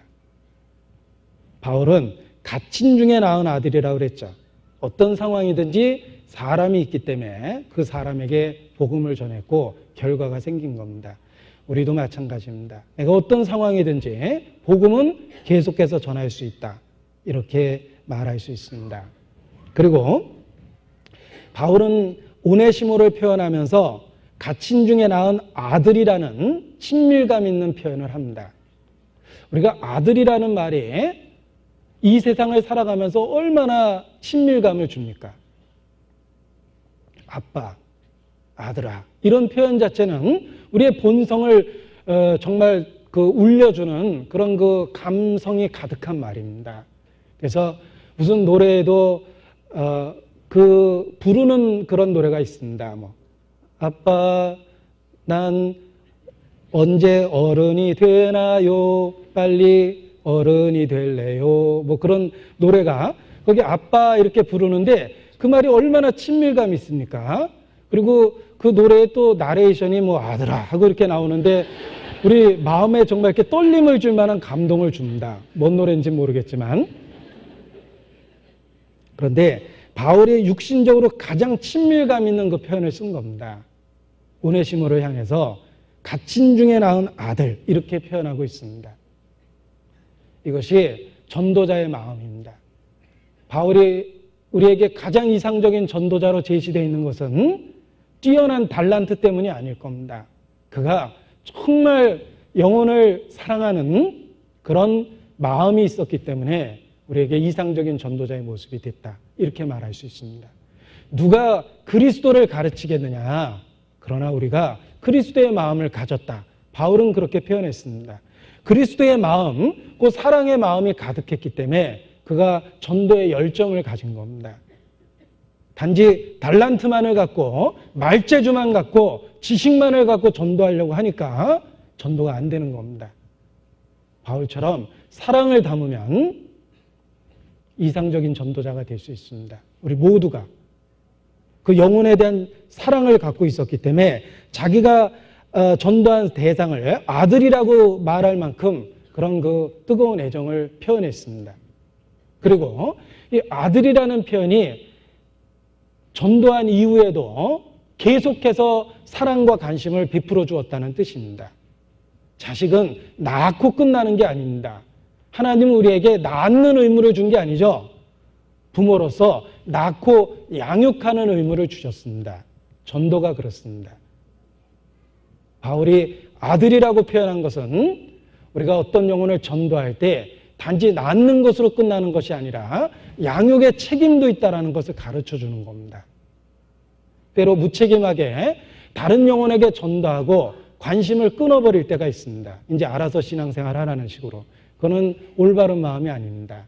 우리가 아들처럼 정말 애정을 갖고 양육에 대한 책임을 져야 됩니다. 그래서 반드시 전도는 양육을 동반한 전도를 해야 된다. 이렇게 말할 수 있습니다. 바울의 첫 번째 여행은 전도를 위해서였지만 성경에 보면 두 번째 여행은 그들이 어떻게 지내는지 가서 보자라는 동기로 시작합니다. 양육을 목적으로 두 번째 전도 여행이 시작됐던 겁니다. 우리가 주변에 있는 영혼에 대해서 전도했다면 정말 하나님이 축복하셔서 나를 도구 삼아서 다른 영혼을 구원받게 하셨다면 양육에 대한 의무와 책임도 느껴야 됩니다. 그래서 정말 사랑을 갖고 아비의 심정을 갖고 그들을 돌봐줘야 됩니다. 바울이 나의 자녀들아 너희 속에 그리스도의 형상이 이루기까지 내가 다시 해산하는 수고를 한다 이렇게 표현했습니다. 해산하는 수고도 크지만 또다시 해산하는 수고를 하겠다라고 표현한 것은 바로 양육에 대한 의무감을 느꼈던 겁니다. 그래서 지금까지 혹 하나님이 우리를 도구 삼아서 전도해 준 영혼이 있다면 하나하나 마음에 떠올려 보면서 내가 소홀히 하고 그들이 신앙적으로 방황하고 병들 때 그냥 방치한 것은 아닌지 자기를 살펴볼 필요도 있습니다. 가정적으로도 처음 태어난 아이는 온 집안의 사랑과 관심을 받습니다. 우리가 더더욱 초신자에게 관심을 가져야 될 이유도 동일합니다. 그래서 아비된 심정을 갖고 그 영혼에 대한 전도를 돌봄을 계속해서 해야 되겠다는 생각도 하게 됩니다. 자, 이 오네시모에게 일어난 삶의 변화를 한번 보겠습니다. 11절입니다. 오네시모는 구원을 받았습니다. 그리고 놀라운 삶의 변화를 경험하게 됩니다. 그래서 11절에 보면 저가 전에는 내게 무익하였으나 이제는 나와 내게 유익함으로 라고 표현하고 있습니다. 이제 복음의 사역 속에서도 유익한 존재가 되었습니다. 그리고 골로새서에 보면 신실하고 사랑받는 형제 오네시모라고 수식어가 붙어 있습니다. 그런 그 수식어가 붙어 있다는 것은 그만큼 삶에 놀라운 변화가 생겼다는 것을 보여주고 있습니다. 주인을 배반하고 주인에게 피해를 주고 도망쳤던 오네시모가 이제 변화된 새 삶의 모습을 갖고 있습니다. 도대체 누가 오네시모의 그런 변화를 만들어낸 걸까? 바로 주님께서 직접 하신 겁니다. 그 마음의 변화를 주님께서 만들어내셨습니다. 그 옛날 흙으로 사람을 지으셨듯이 이제 그 쓸데없는 흙과 같은 존재였던 오네시모를 정말 사람다운 사람으로 변화시켰습니다. 가장 놀라운 기적은 구원받은 사람의 삶의 변화에 일어나는 그 변화 자체라고 말할 수 있습니다. 누구든지 그리스도 예수 안에 있으면 새 것이 되었으니 보라 이전 것은 지나갔을 때 새 것이 되었도다라고 말씀하십니다. 그 놀라운 전혀 다른 새 것이 되는 변화가 주님이 역사하신 결과입니다. 그래서 무책임한 가장이 성실한 가장이 되고 방탕한 아들이 정말 사랑받는 아들이 됩니다. 그리고 지혜롭지 못했던 아내가 이상적 아내로 변하기 시작합니다. 주님은 우리 안에서 그런 놀라운 변화를 만들어 나가십니다. 오네시모에게 이루신 그 놀라운 변화의 역사가 오네시모 개인에게 일어난 변화가 아닙니다. 그 후 동일한 복음을 듣고 변화받는 모든 그리스도인의 삶 속에 일어나는 일들을 오네시모의 경우를 통해서 예증한 것이다. 이렇게 말할 수 있습니다. 오네시모는 변하여 새 사람 되었습니다. 그리고 이제 바울에게도 큰 도움이 될 만큼 귀한 일꾼으로서 쓰임이 되고 있습니다.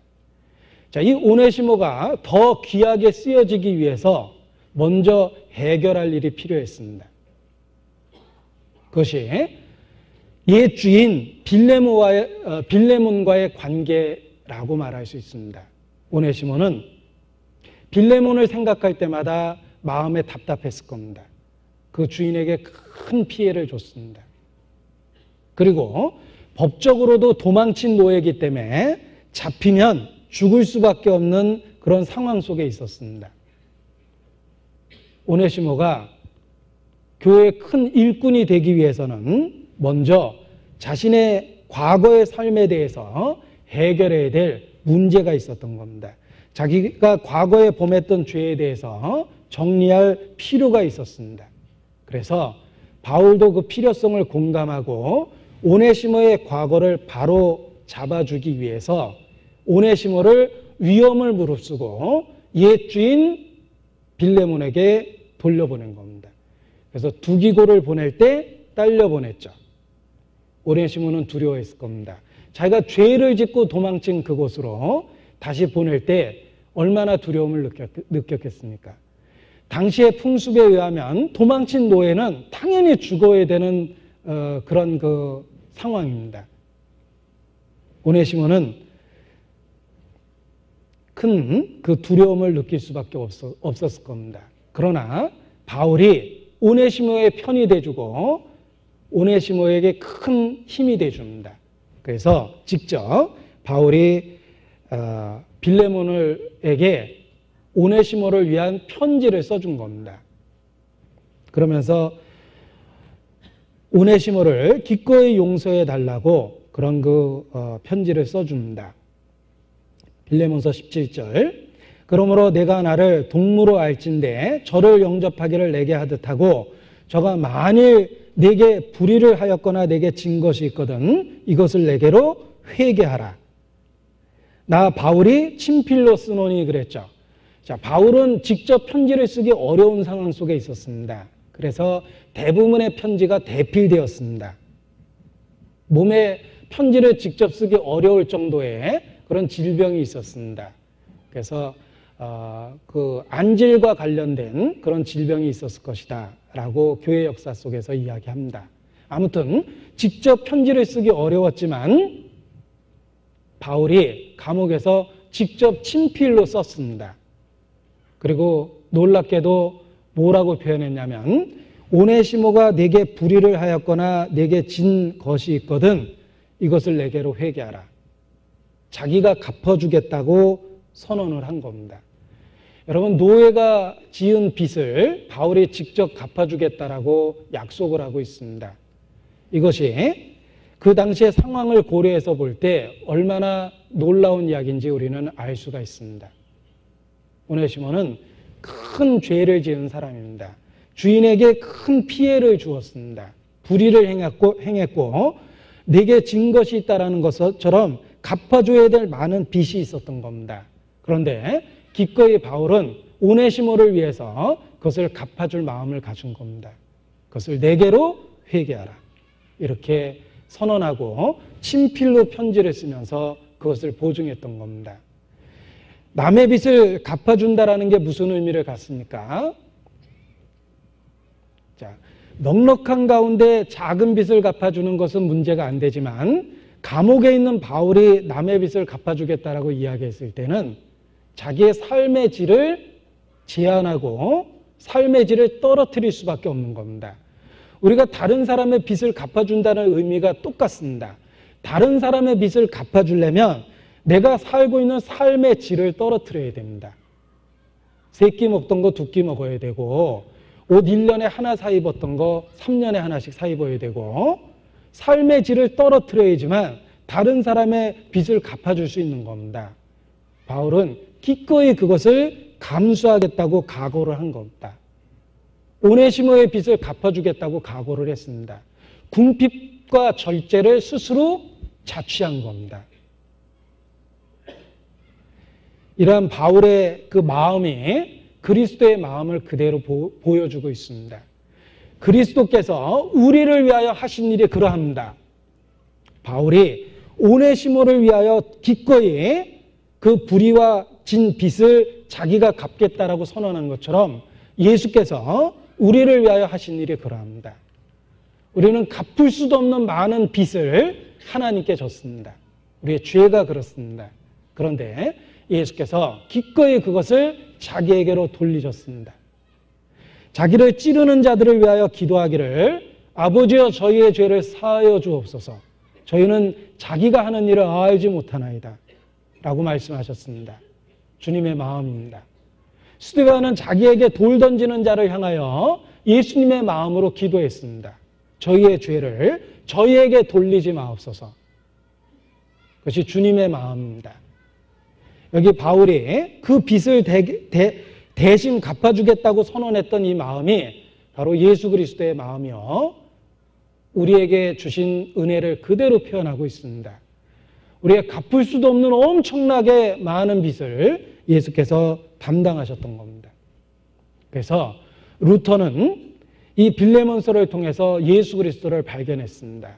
그래서 종교개혁자 루터도 말하기를 우리 자신이 주님의 오네시모다 이렇게 표현을 했습니다.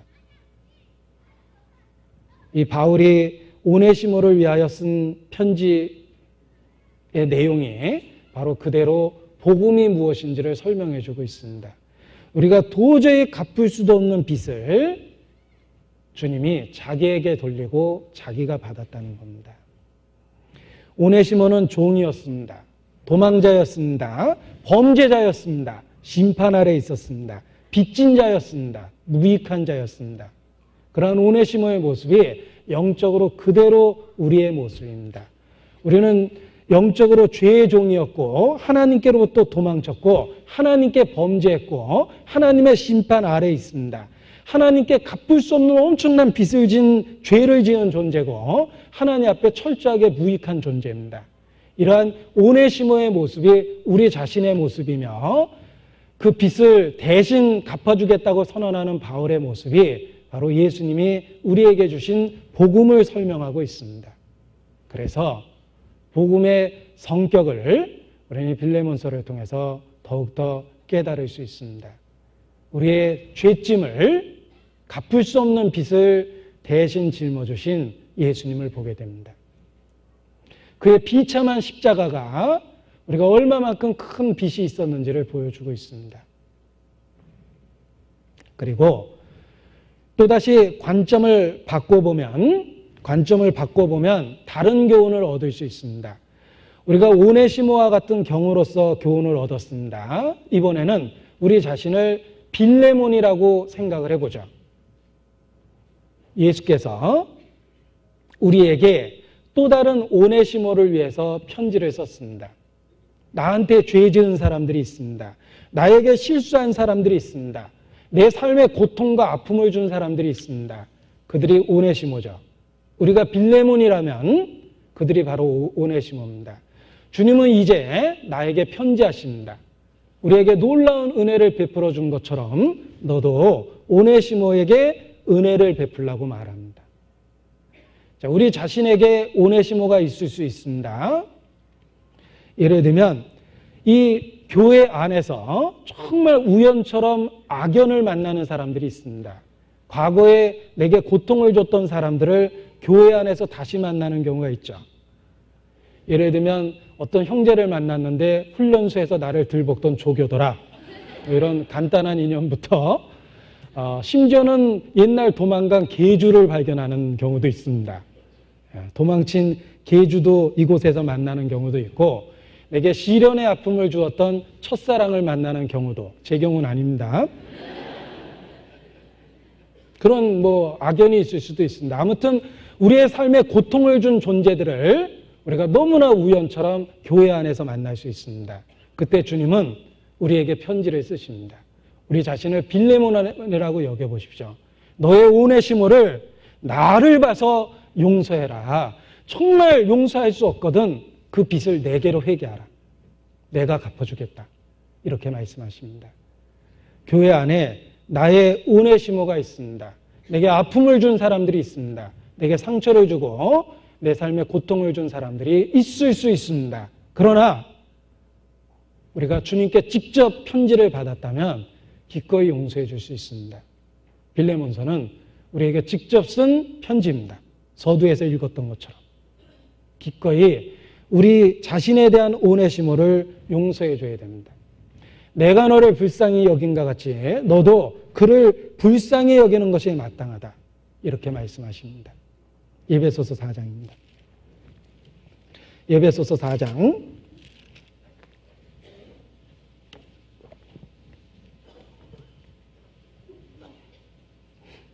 32절입니다. 에베소서 4장 32절 같이 읽겠습니다. 서로 인자하게 하며 불쌍히 여기며 서로 용서하기를 하나님이 그리스도 안에서 너희를 용서하신가 같이 하라.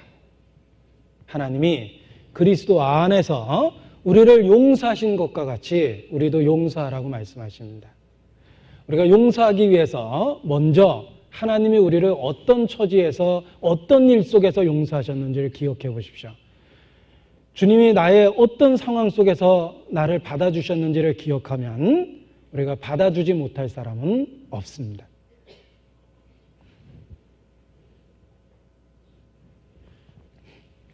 우리의 오네시모를 주님을 생각해서 우리 마음에 받아주어야 됩니다. 요한복음 21장입니다.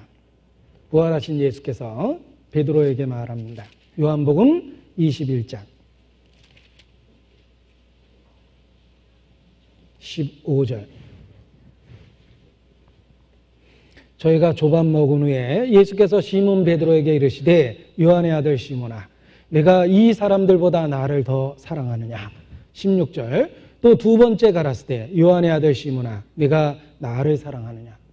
자, 주님은 3번이나 베드로에게 물어보셨습니다. 내가 나를 사랑하느냐. 그 사랑의 고백 위에 내 양을 치라, 내 양을 먹이라 라고 양들을 돌볼 것을 부탁하셨습니다. 자, 이거 잘 읽어야 됩니다. 요한의 아들 시몬아 내가 내 양을 사랑하느냐 이렇게 물어보지 않으셨죠?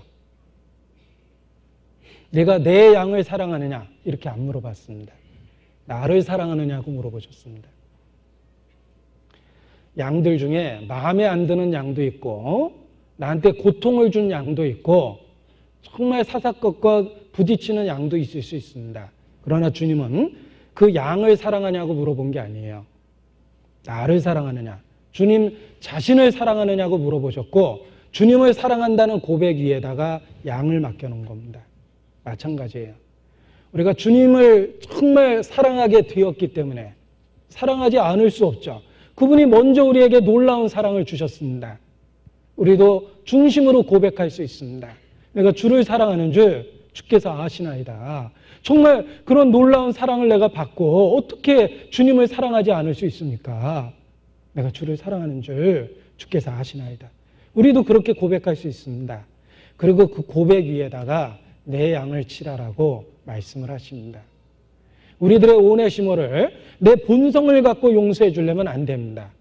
그러나 주님이 내게 먼저 주신 사랑을 기억하고 그 사랑을 근거로 하면 우리들의 오네시모도 받아줄 수가 있습니다. 넉넉한 마음으로 받아줄 수 있습니다.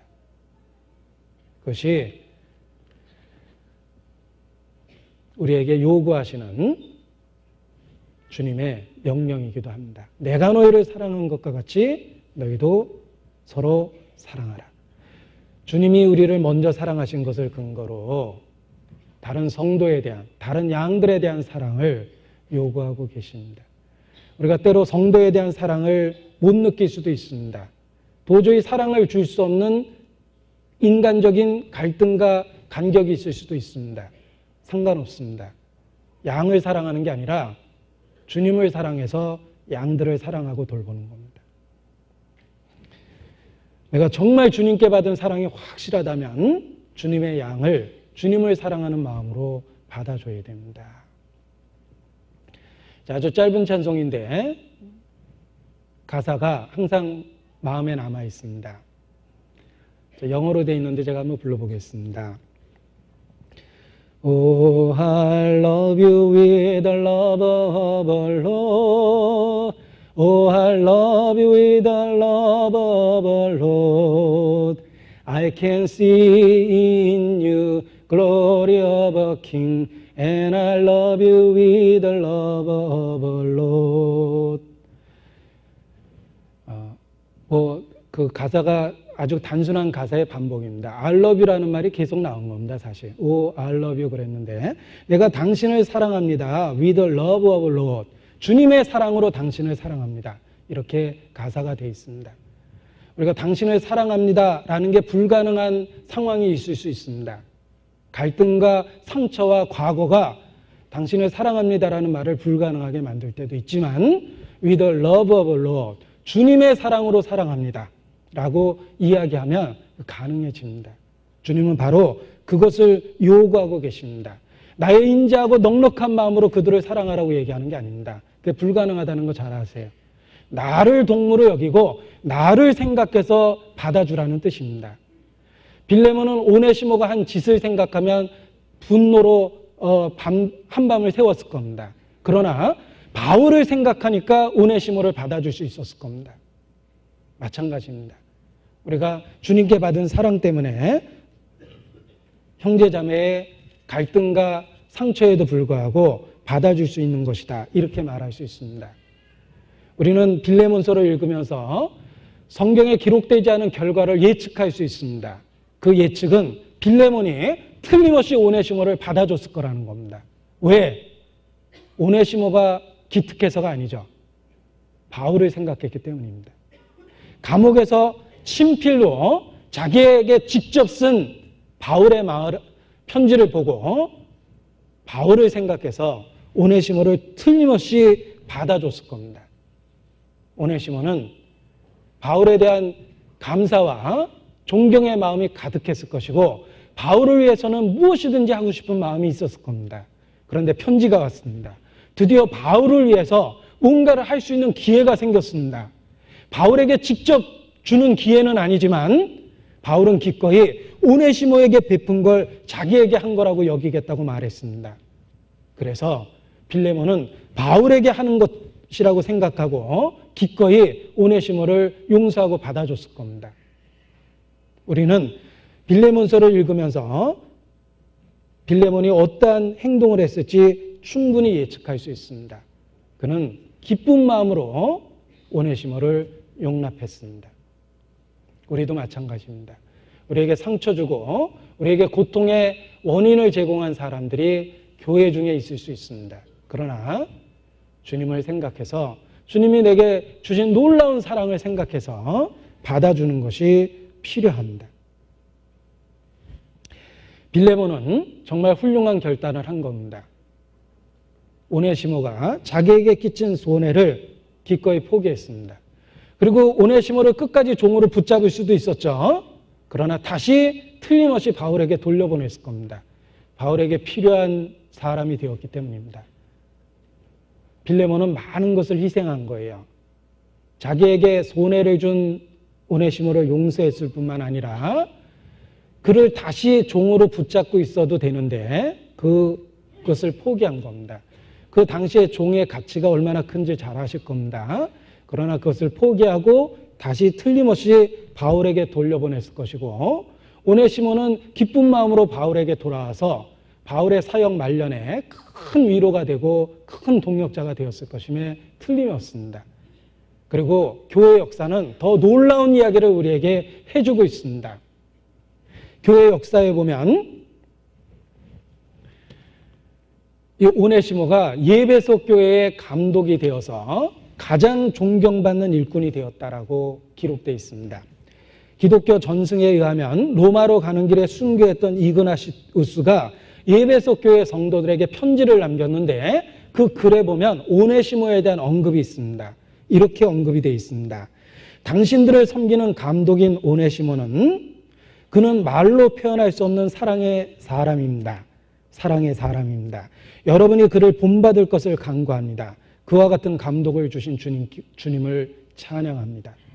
이그나시우스가 순교하는 길에 쓴 편지에 오네시모에 대한 언급이 있는데 그의 인격에 대한 그 묘사와 하나님에 대한 감사가 기록되어 있습니다. 오네시모는 교회 역사 속에서 훌륭한 일꾼이 되었습니다. 자, 이제 생각해보죠. 빌레몬은 정말 큰 영광을 더욱더 얻게 됐습니다. 왜? 자기의 종이었던 오네시모를 포기했죠. 그 오네시모가 이루었던 놀라운 역사는 그 일부분이 틀림없이 빌레몬의 몫입니다. 빌레몬이 희생했기 때문에 오네시모가 큰 일꾼이 될 수 있었습니다. 따라서 오네시모가 했던 놀라운 역사는 곧 빌레몬의 상급이 되기도 합니다. 빌레몬은 지혜로운 결단을 했던 겁니다.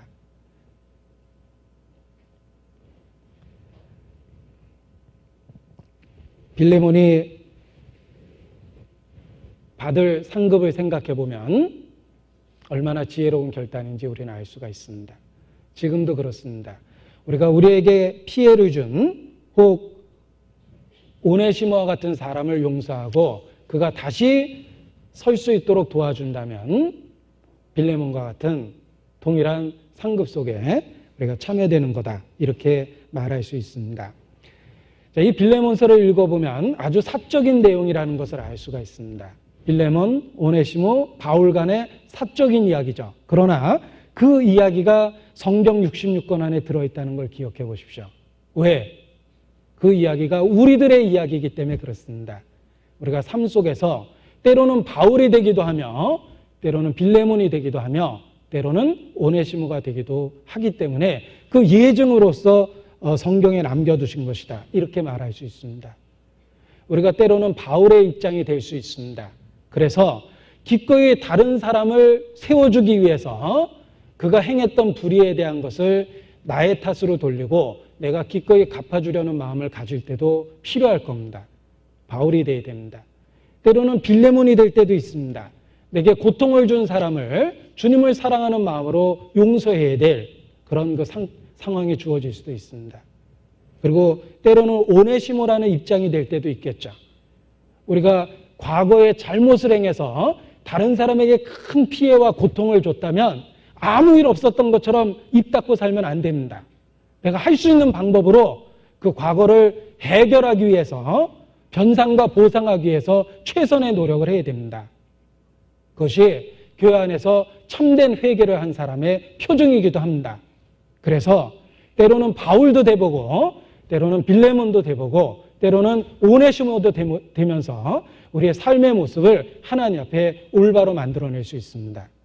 빌레몬서는 과거 그때 있었던 사건이 아니라 이 시대에 새롭게 조명되어 우리 모두에게 어떻게 살아야 될지를 교훈해주고 있습니다.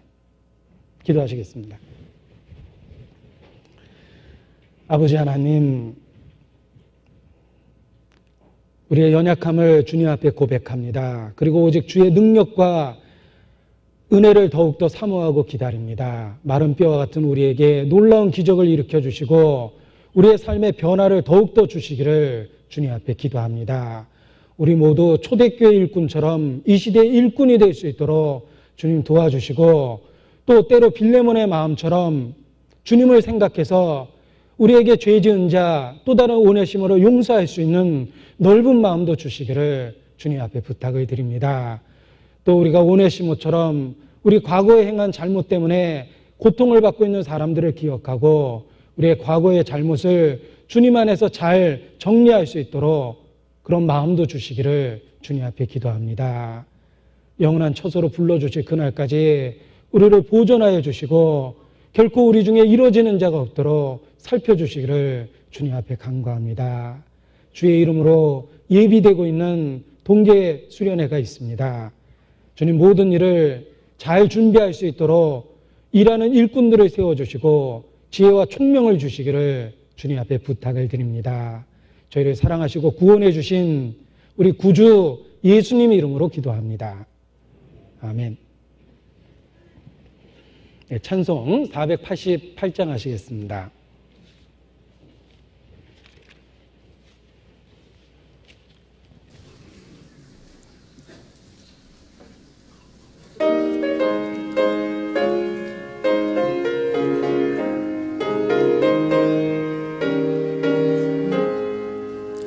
내 영혼에 빛비치니 주 영광 찬란해. 이 세상 어떤 빛보다 이 빛 더 빛나네. 주의 영광 빛난 그 빛 내게 비춰 주시옵소서. 그 밝은 얼굴 배울 때 나의 영혼 기쁘다. 내 영혼의 노래 있으니 주 찬양합니다. 주 귀를 기울이시사 다 듣고 계시네. 주의 영광 빛난 그 빛 내게 비춰 주시옵소서. 그 밝은 얼굴 배울 때 나의 영혼 기쁘다. 내 영혼의 봄날 되어서 주 함께 하실 때 그 평화 내게 깃들고 주 은혜 꽃피네. 주의 영광 빛난 그 빛 내게 비춰 주시옵소서. 그 밝은 얼굴 배울 때 나의 영혼 기쁘다. 내 영혼에 희락이 있고 큰 소망 넘치네. 주 예수 복을 주시고 또 내려주시네. 주의 영광 빛난 그 빛 내게 비춰 주시옵소서.